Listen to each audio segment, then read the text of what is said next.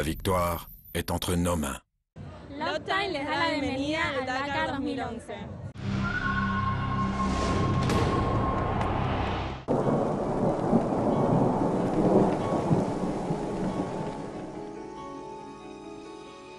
Chez les motos, c'est Cyril Desprez, vainqueur hier, qui a eu en charge d'ouvrir la piste. Le Français bien en jambes ce matin puisqu'il pointe en tête à km 32. Derrière lui à 39 secondes, Marc Coma et à plus d'une minute, Eder Rodriguez. Le pilote KTM survole les débats depuis le départ de San Juan. Après 117 km de course, il mène toujours la flotte des motos, mais il n'arrive pas à creuser l'écart avec Marc Coma, le leader au général. Pourtant, il doit absolument grapper des minutes pour espérer revenir sur le Catalan. Belote et rebelote au premier, deuxième et troisième point de contrôle de la journée. Cyril Desprez est encore et toujours en tête. S'il garde ce rythme de croisière, le tricolore de Red Bull devrait logiquement remporter cette étape. Arrive le quatrième checkpoint. On a d'abord cru que le meilleur chrono avait été réalisé par Alain Duclos, mais le franco-malien n'avait pas effectué la boucle de 63 km précédant ce point de contrôle. C'est donc toujours à Cyril Desprez que revient le temps scratch.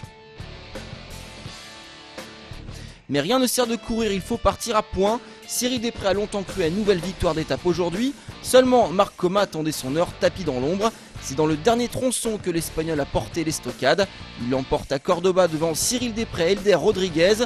Autant dire que le Catalan est dans un fauteuil pour la victoire finale.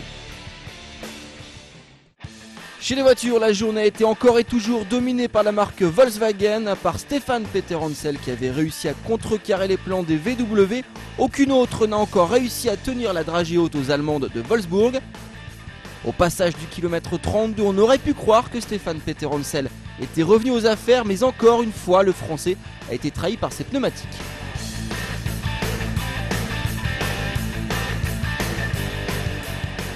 Résultat, la voie est toute tracée pour les Volkswagen. Seule différence par rapport à l'étape 11, l'ordre d'arrivée. Oubliez ces déboires d'hier, Carlos Sainz a remis les pendules à l'heure à l'arrivée à Cordoba.